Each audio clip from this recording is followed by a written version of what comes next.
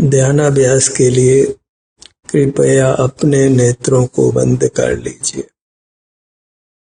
एक ही लक्ष्य बनाइए कि इंद्रिय ज्ञान का निरोध करना है, इंद्रिय जय करना है, जिनेंद्र बनना है।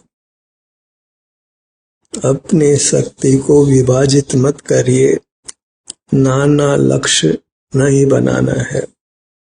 एक ही लक्ष्य कि मूर्त पदार्थों को देखना जानना नहीं है। पांचों इंद्रियों पर नियंत्रण करना है। इतने मात्र से हम जिनेंद्र होंगे, सर्व दुखों से मुक्त होकर परमात्मा होंगे। यही वास्तविक जैन शासन है। वही जैन शासन हमारे हृदय में जयवंत हो।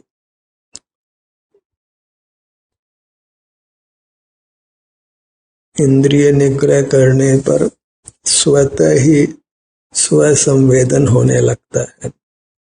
फिर जो भी हो उसको स्वीकार करना है। इंद्रिय निग्रह करने पर फिर निराकुलता ही होगी, शांति का ही अनुभव होगा, उत्तम स्वास्थ्य की ही प्राप्ति होगी, जीवन सुखद होगा। और ये कार्य अत्यंत यत्न साध्य है, क्योंकि हम अनादि से इंद्रिय ज्ञान से जीते आए हैं। भले एकेंद्रिय हो कि विकलेंद्रिय हो, असंगी हो कि संगी हुए हो, हम इंद्रिय ज्ञान से ही जीते आए हैं। अनादि की इसी आदत पर हमने विजय पाना है।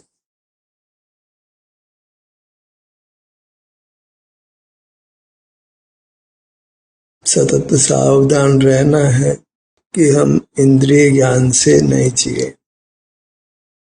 कदाचित इंद्रिय ज्ञान में आ जाते हैं तो शीघ्र से शीघ्र उस इंद्रिय ज्ञान का निरोध करना है, उस कार्य को बंद कर देना है। बाहर में समय व्यतीत नहीं करना है।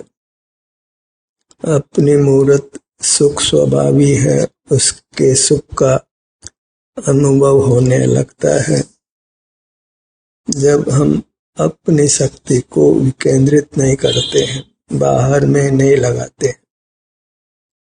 बाहर में शक्ति लगाना वह शक्ति का दुरुपयोग है। अपने पांवों पर कुल्हाड़ी चलाना है। बाहर के प्रयत्न सुख के लिए करते हैं, पर मिलता दुख ही है, क्योंकि बाह्य प्रयत्नों से सुख की प्राप्ति नहीं हो सकती है, चूंकि सुख बाहर नहीं है। सुख अपने आत्म प्रदेशों में ही होता है। आत्म प्रदेशों की रचना जो शरीर रूप है, उसी में हमको सुख दुख का अनुभव होता है। हमारा स्वरूप अपने शरीर तक ही सीमित है। इसमें ही हमारे सर्व परिणाम होते हैं। अपने शरीर से बाहर हमारा एक भी परिणाम नहीं होता है। ऐसा लगता है कि हम परद्रव्यों में कार्य कर रहे हैं, पर वास्तव में हमारे परिणाम की सीमा अपने प्रदेशों तक ही होती है। फिर भले ही हमारे निमित्त से परद्रव्य परिणमन करते हों, उनके परिणमन के हम कर्ता बिल्कुल नहीं होते। ऐसे ही बाह्य पदार्थों के निमित्त से हम परिणमन भले ही करें, पर बाह्य पदार्थ हमारे परिणाम के कर्ता नहीं होते। बहिर्मुखता में ही बाह्य जगत के साथ हमारा निमित्त नैमित्तिक संबंध बन जाता है और उसी से सारा भ्रम उत्पन्न हो जाता है। निमित्त नैमित्तिक संबंध को ही हम कर्ता कर्म संबंध मान लेते हैं और बाह्य पदार्थों के साथ राग द्वेष करने लगते हैं। जब बाह्य पदार्थों का लक्ष्य छोड़ देते हैं तो सर्व संबंध समाप्त होते हैं। हमको अपने सुख का अनुभव होने लगता है और अपना अनुभव ही मोक्ष का मार्ग है, जो शब्दातीत है, निर्विकल्प है। जितने भी शास्त्रों की रचना है वह शब्द रूप है और शब्द मोक्ष मार्ग का आश्रयभूत नहीं है। शब्दों के जंजाल से भी हमें अपने आप को मुक्त कर अपने सन्मुख रहना है। शब्द शास्त्र से भी विमुख होना है, तभी हम अपना अनुभव कर सकते हैं। जो देव शास्त्र गुरु धर्म के निमित्त साधन है, उनसे भी विमुख करने पर हमको अपने सुख का अनुभव होता है।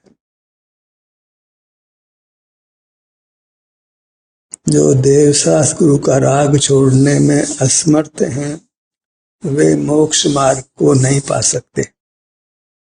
राग वीतरागता का विरोधी है। किसी का भी राग मोक्ष मार्ग में इष्ट नहीं है। राग मात्र मोक्ष मार्ग में बाधक है।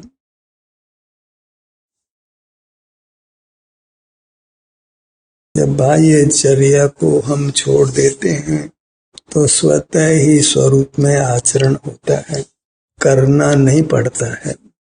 ऐसे ये मोक्ष मार्ग अत्यंत सुगम है, जिसमें केवल अपने विपरीत आचरण को रोकना पड़ता है। सम्यक आचरण तो स्वमेव होने लगता है। उपदेश की भाषा में ही हमको ये कहना है कि अपने ध्यान को अपने आप पर लाइए।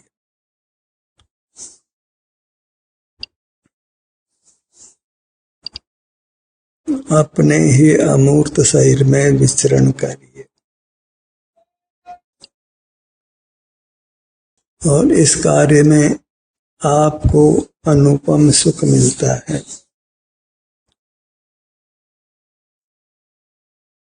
बाह्य जगत से विमुख होने पर बाह्य जगत के संबंध से होने वाली सर्व आकुलताओं से आप मुक्त होते हैं और आकुलता से मुक्त होना ही मोक्ष का स्वरूप है। इंद्रिय ज्ञान का निरोध करना ही मोक्ष का स्वरूप है। पूरी शक्ति हमको इंद्रिय ज्ञान के निग्रह में लगानी है, इंद्रिय जय करना है। नेत्रों को बंद रखना है, अन्य इंद्रियों का उपयोग भी नहीं करना है।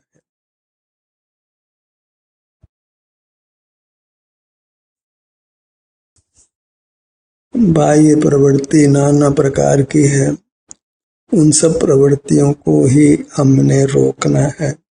उसी का नाम संवर है। उसी से कर्म की निर्जरा होती है। जहाँ संवर है वहाँ निर्जरा स्वमेव होने लगती है। और जहाँ बहिर्मुख होते हैं और कर्मों का बंद होता है तो स्वमेव ही निर्जरा का द्वार बंद हो जाता है।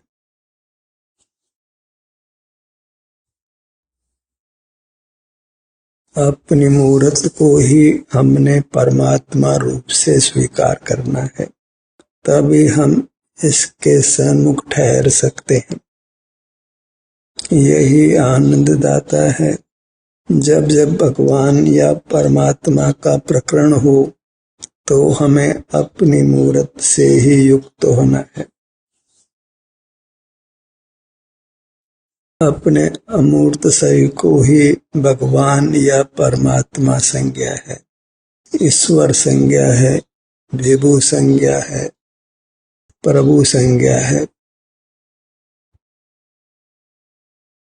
और यही स्वयं को आनंद दाता है। इससे आनंद की कामना ही करना है। इससे लक्ष्मी मिले, सरस्वती मिले, परिवार मिले, समाज मिले, राष्ट्र मिले, बाहर में अनुकूलता हो, जगत का हित हो, इन सब बातों की कल्पना, इन सब बातों की वांछा अपने परमात्मा से नहीं करना है।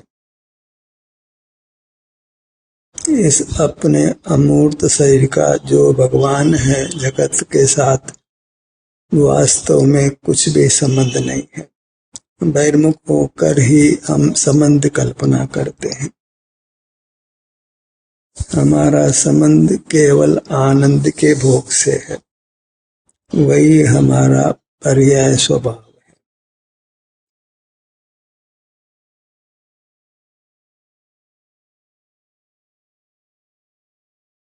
जहाँ एकांत है, स्वरूप में रमणता है, वही वास्तव में सुख है। जहाँ भीड़ भाड़ है, बहिर्मुखता है, जनसंग है, वहाँ फिर निरंतर आकुलता है। इंद्रिय निग्रह करने के लिए हमें असंग रहना है, किसी अन्य का विकल्प नहीं करना है। जगत को शून्यवत करना है।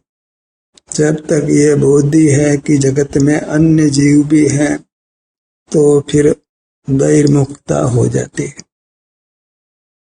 जब अपने सन्मुख होते हैं तो आप ही होता है, अपना अमूर्त शरीर ही होता है, फिर अन्य जीव भी नहीं होते, मूर्त पदार्थ भी नहीं होते। सारा जगत जब शून्यवत करते हैं तो सहज ही वीतरागता होती है, और वीतरागता होने से सुख का अनुभव होता है, क्यों राग का होना ही दुख का होना है।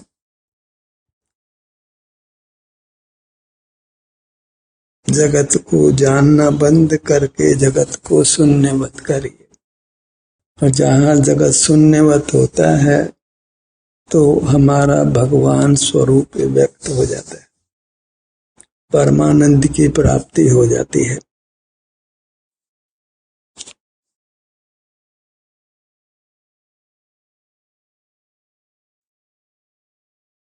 पर प्रकाशकता के निग्रह में ही मोक्ष मार्ग और मोक्ष की प्राप्ति है।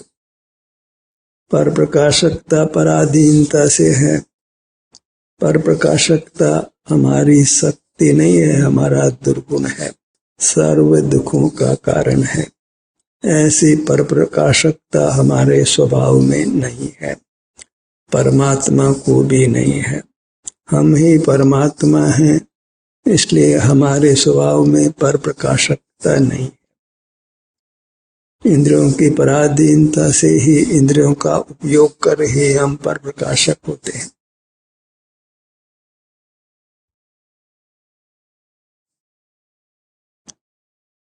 इस मिलावट के परिणाम से ही अपने आप को मुक्त करना है। मिलावट का फल सुखद नहीं होता है। तो इंद्रिय ज्ञान है वह मिलावट का फल है, मिलावट का कार्य है, इसलिए वह सुखद नहीं है, अशुद्ध है। जहाँ हम मूर्त शरीर की साय के बिना ही परिणमन करते हैं, वही परिणाम स्वभाव रूप है, और उस समय हम केवल सुख के अनुभव रूप परिणमन करते हैं, वीतराग ही परिणमन करते हैं।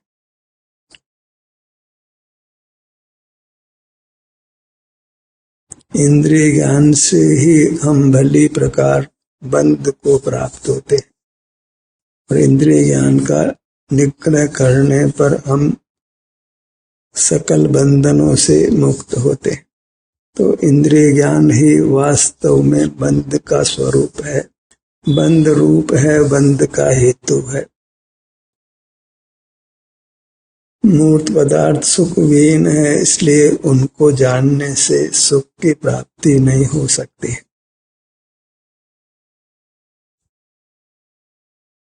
मूर्त पदार्थों को विषय नहीं करते तो उनके प्रति कुछ भी विकल्प नहीं होता है। अनजानी वस्तु के प्रति कभी कोई विकल्प नहीं होता है। हमें जगत को अनजान करना है। स्वरूप के अनुभव की यही शर्त है कि जगत को हम अनजान करें। पर प्रकाशकता के निषेध से ही मोक्ष मार्ग और मोक्ष होता है। यह काल अत्यंत निकृष्ट है, क्योंकि यहाँ सारा जगत ही पर प्रकाशक रूप से जीता है। पर प्रकाशकता का निग्रह करने की भावना भी इस काल के जीवों को नहीं होती है। धर्म पर प्रकाशकता के निरोध का नाम है, और पर प्रकाशक रहकर ही जीव धर्म करने की कल्पना करते हैं। बहिर्मुख रहकर ही वे मैंने धर्म किया है ऐसी भ्रांति में जीते हैं। भले वह देव दर्शन हो, स्वाध्याय हो, अभक्ष का त्याग हो, दान आदि के परिणाम हो, तीर्थ यात्रा के परिणाम हो, ये सर्व ही परिणाम पर प्रकाशक हैं, पराधीन हैं। इनमें धर्म का किंचित भी सद्भाव नहीं है, और धर्म ही सुख को देता है। और धर्म में केवल अपनी मूरत को धारण करते हैं, अपनी मूरत से युक्त होकर उसके सुख को भोगते हैं, आनंद भोजी होते हैं, स्वयं को ही भोगते हैं। पर का भोग ही कुशील कहलाता है। पर को जानना ही कुशील है, क्योंकि पर का जानना ही पर को भोगना है। भोगने का कोई अन्य प्रकार नहीं है। इंद्रिय ज्ञान ही काम भोग रूप है, और उसी से सर्व संसार की रचना होती है।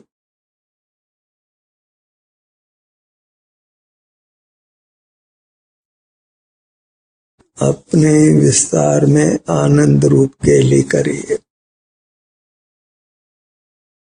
अपने ध्यान को अपने मुखमंडल पर लाइए।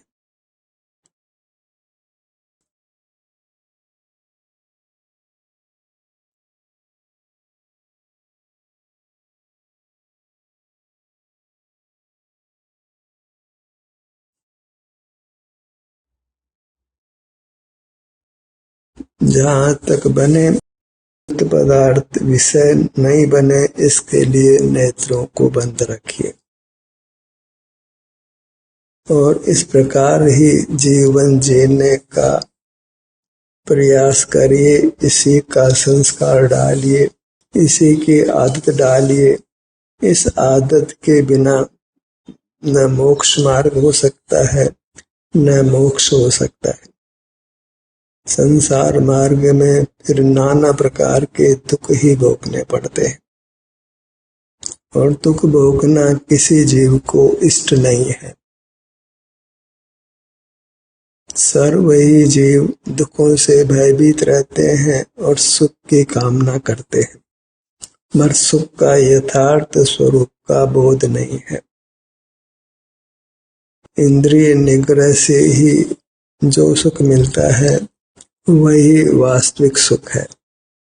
इंद्रिय निग्रह करना ही मोक्ष का मार्ग है, और उसी पर कायम रहने से मोक्ष की प्राप्ति होती है।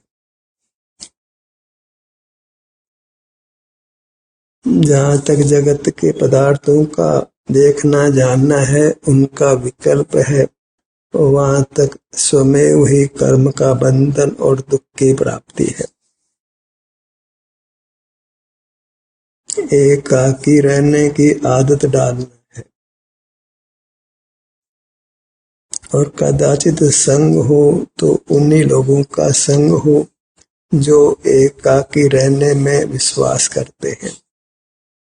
अपने स्वरूप संवेदन से ही जो संतुष्ट रहते हैं, ऐसे ही जीव साधर्मी हैं, और उन्हीं के आश्रय से हम कमजोर अवस्था में मोक्ष मार्ग को साधते हैं। इसलिए वास्तव में तो मोक्ष मार्ग में वे ही जीवंत परमात्मा रूप हैं।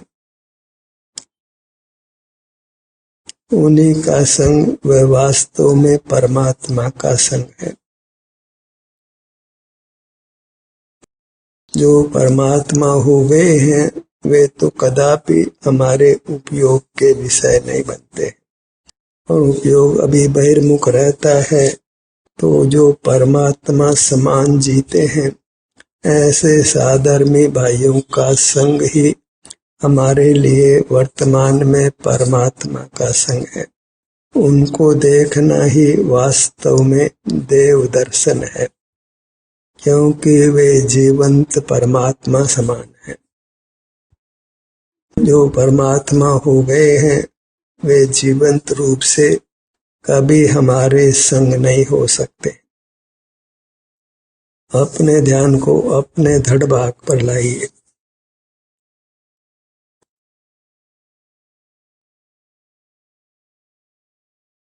सीने का भाग,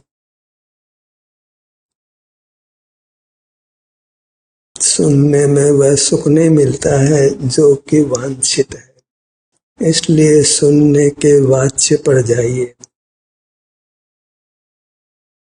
अपने अंग उपांगों का नाम श्रवण कर अपने अंग उपांगों पर जाना है। इंद्रिय निग्रह का उपदेश पाकर इंद्रिय निग्रह करना है, क्योंकि केवल धर्म के उपदेश को सुनने से मोक्ष मार्ग नहीं बनता है।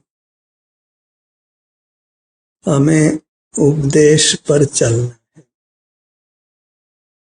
दाहिनी भुजा पर आइए।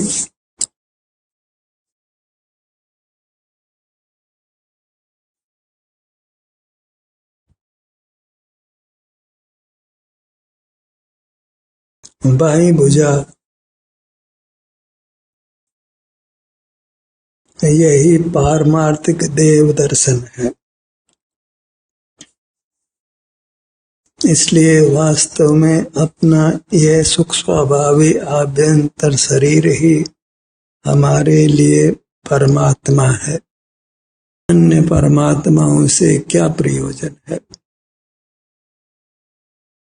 जब अभेद रूप से ही स्वयं की ही परमात्मा रूप से उपलब्धि हो, तो भिन्न परमात्मा की वांछा करना योग्य नहीं है। दाहिने पैर पर आइए।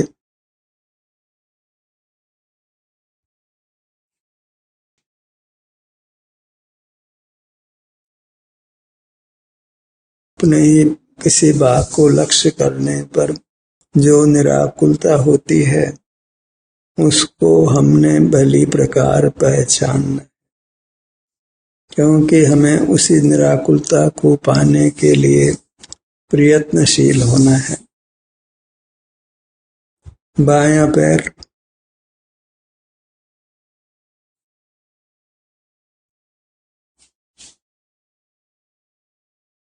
अपने मूर्त के दर्शन से, संवेदन से हमको अपार सुख मिलता है, जिसकी लोक में कोई सानी नहीं है। जो भिन्न परमात्मा की आराधना की जाती है, वे भिन्न परमात्मा भी इसी सुख का अनुभव करते हैं, जो सुख हमको इंद्रिय निग्रह करने से मिलता है। परमात्म दशा का सुख इससे भिन्न नहीं है। यही अतीन्द्रिय सुख है, वांछनीय है, भोगने योग्य है। यही सुख जयवंत वर्ते।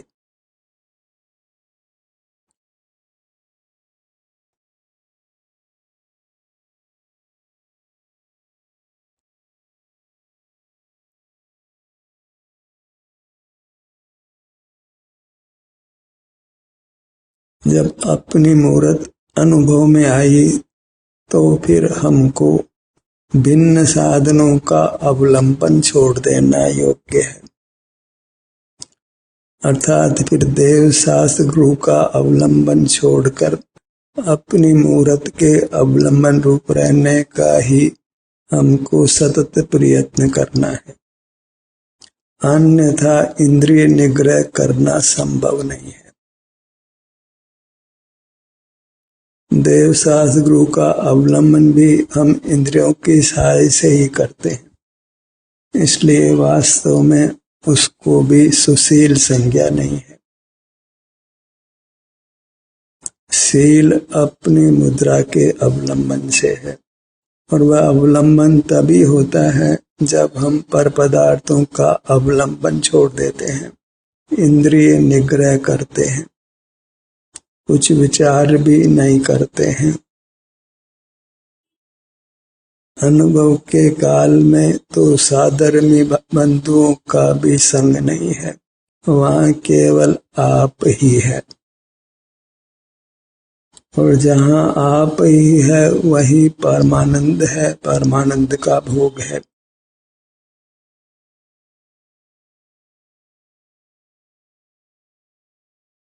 अपनी पूरी मूर्त को दिव्यता है, देवत्व है, देव का यही स्वरूप है। आत्मा परमात्मा का यही स्वरूप है जो हमारे अनुभव में आ रहा है। परमात्मा के संबंध में जो कोई अन्य कल्पना करता है वह सब कल्पना मिथ्या है। जो अनुभूति में आ रहा है और जिस रूप अनुभव हो रहा है वही वास्तव में परमात्मा का स्वरूप है। यही आप्त का स्वरूप है।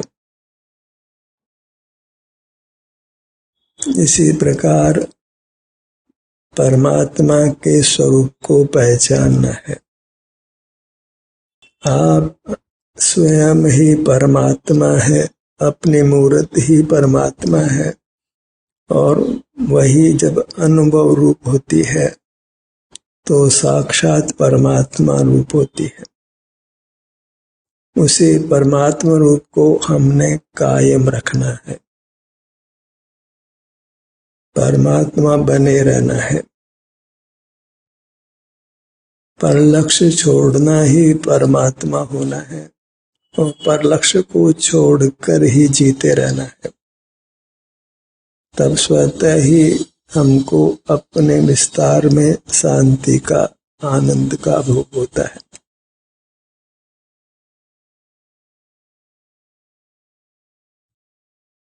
ऐसी अपनी मूर्त को ही हमने अनंत नमन करना है, इसी के अग्र रहना है। इसी के अग्र होने से होने वाले वीतरागी सुख को भोगते हुए रहना है। ध्यान का सत्र यही समाप्त होता है।